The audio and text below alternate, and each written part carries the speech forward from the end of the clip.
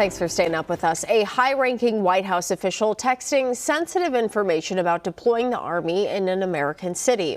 A local person saw those texts being sent over the app Signal and shared them with the Star Tribune, flagging the non-discreet nature of communicating something with potentially serious implications. New tonight, the reporter who vetted the texts is explaining how they verified them and why they feel it's newsworthy. What is the headline here, Andy? We have high-level advisors in the Trump administration talking about some sensitive government matters over Signal in a public place, in plain sight of anyone who was around. Now, I think that goes to the indiscreet nature that we've seen with this administration. Number two is the content of the messages. Particularly what we were interested in was this conversation about sending the 82nd Airborne Army Division into an American city, specifically Portland, to fight domestic terrorists or groups that Donald Trump has recently labeled domestic terrorists.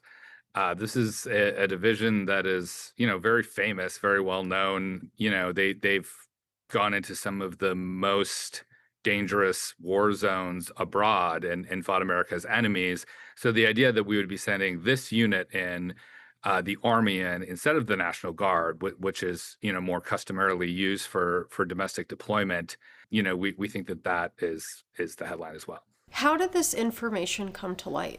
Well, I was contacted by a person who, again, just happened to see these messages, took notice as to what they were talking about, and began capturing images of them.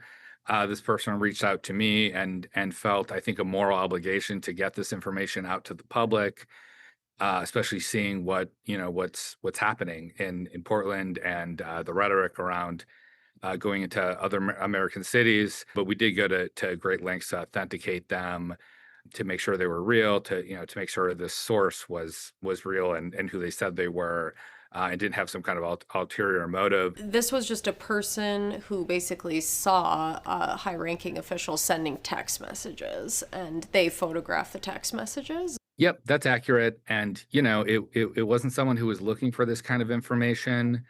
This person is just a regular citizen. It's not like this is like James Bond. They were sharing this information so indiscreetly that they couldn't help but notice it. Once that source handed over the text to you, what was the process to say these are legit? So we had, photos of the messages that were being exchanged on Signal, and we had a photo of the person who was exchanging them. So the first thing was, trying to figure out who that person is, and we were able to figure out that it was this guy Anthony Salisbury. We were able to use, an AI image analysis to confirm it was him. And then ultimately the White House confirmed that it was him. Anthony Salisbury was here in Minnesota, traveling to his uncle's funeral. And so it was during that trip that this occurred. He's fairly connected. He answers directly to Stephen Miller, Trump's top policy aide in the White House. He's the head of Homeland Security investigations. What about the person who reads this and says, so what? That's his job. He's talking about his job. One of the questions that we had when we saw these messages is there anything in here that is classified information? In that case, that you would want to be sharing that sort of stuff under a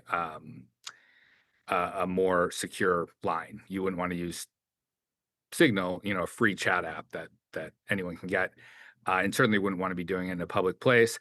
We don't think there is any classified information in there. The White House also has said that we don't think there's any classified information in there.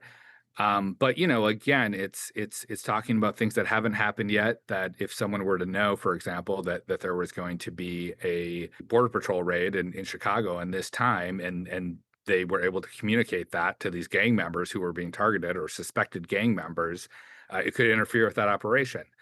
So, it's less, I think, of a legal question and more of, is this the way that these advisors at the highest level of our government should be making these kinds of plans? And I'll leave that up to the readers and your viewers and our elected officials of whether or not that's right or not, in addition to how they were discussed. what we thought was most newsworthy was the content of some of the messages. It's not uncommon to see the National Guard in American cities, but the Army is extremely different. Again, these are people who are trained to fight America's greatest enemies. So the idea that there's planning around having these same soldiers being sent into American cities, I think is really significant in terms of just where we are as a country today. And you can read the full article, which details what this official was texting other high-ranking people about, as well as how the Star Tribune vetted the photos of those texts. That's all on the Star Tribune's website.